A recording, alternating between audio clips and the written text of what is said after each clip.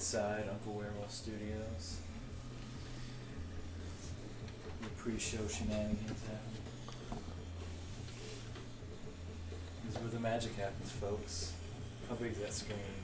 2 inches? Again, I'm happy, don't piss me off. Again, I'm happy, don't piss me off.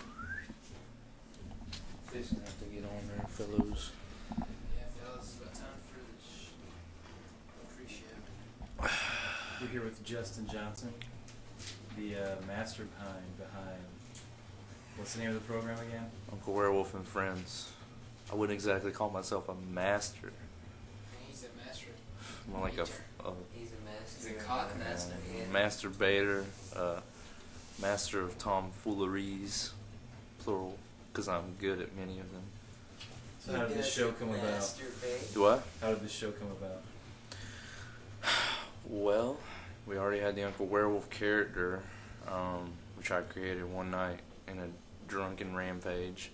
Like I said, brothers, my brand new energy drink.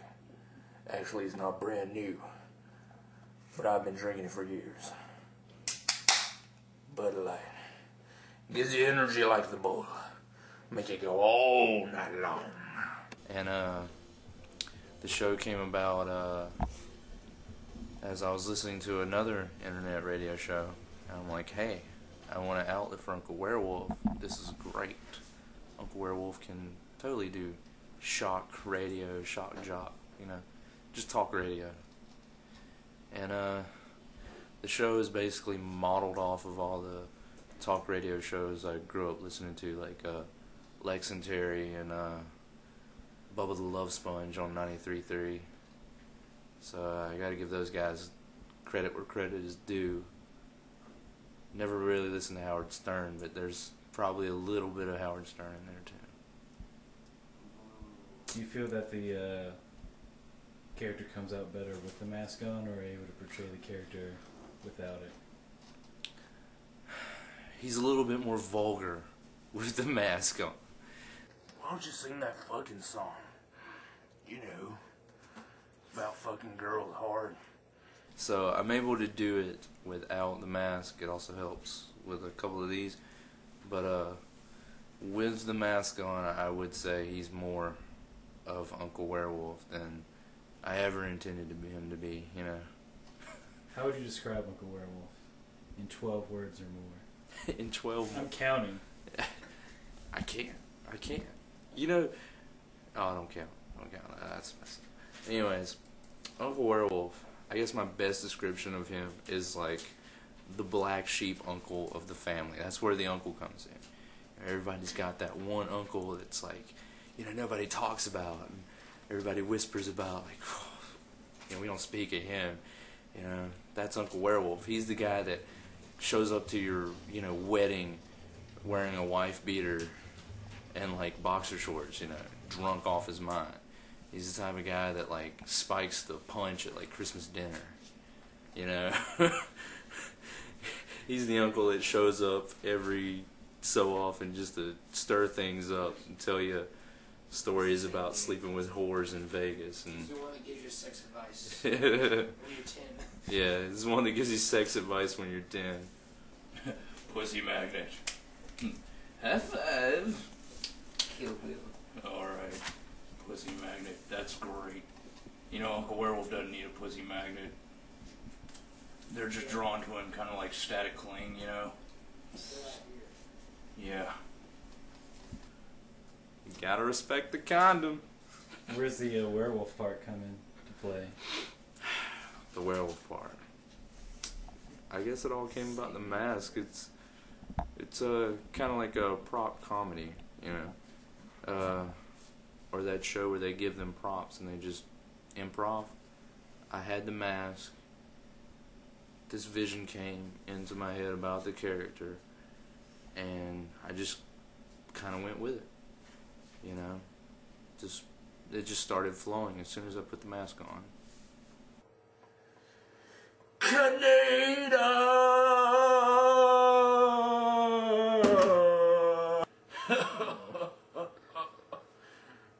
You're my only friend, bud.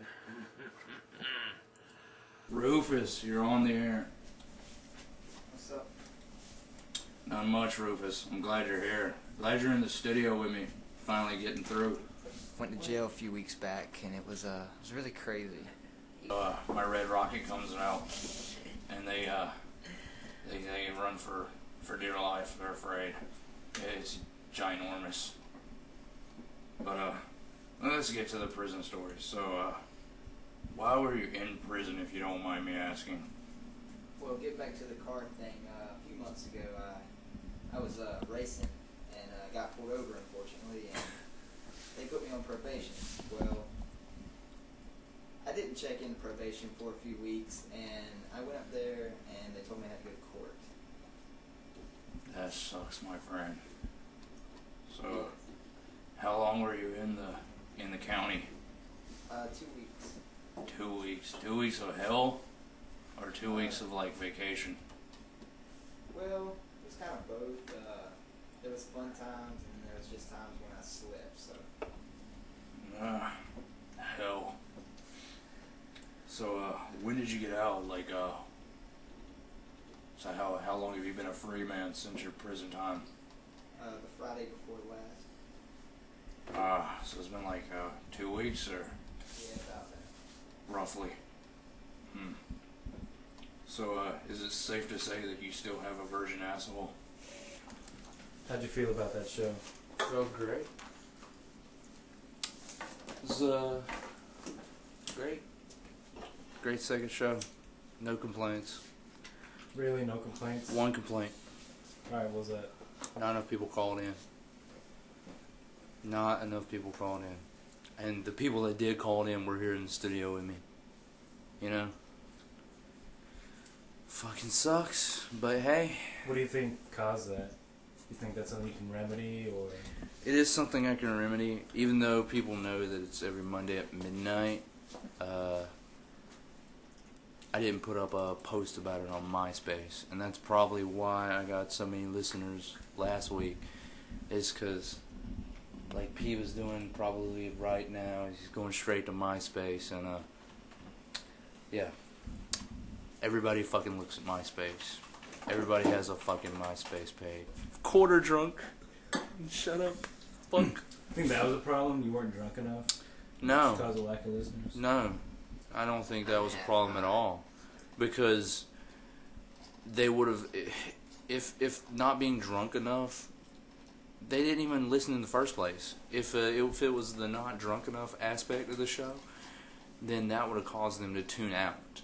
And it would have still shown that they at least listened for a certain amount of time. But nobody listened in the first fucking place. Only one person. Only one person out there. Don't know who it is, but thank you. Thank you for listening to episode 3, The Clone Wars, of Uncle Werewolf. Do you have high hopes for next week? Mm-hmm. I have a new hope, because it's episode 4 of Uncle Werewolf. High five! High five! High five. Fucking nerd. How much? Man, where do you see the show going? Where do you see the show in 10 years? In 10 years, I see Uncle Werewolf as a national celebrity. Every red carpet event, he's going to be there. The poet laureate of Yeah. the nation? Yes. Uncle What- Werewolf. Now, 20 years from now, president. And what hot celebs will Uncle Werewolf be dating?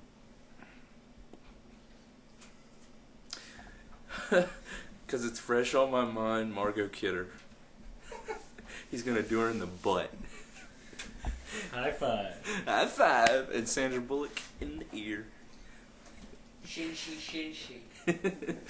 You're looking at this on MySpace right now, you fucking trendy ass fuckers. Listen to my damn show. Call in.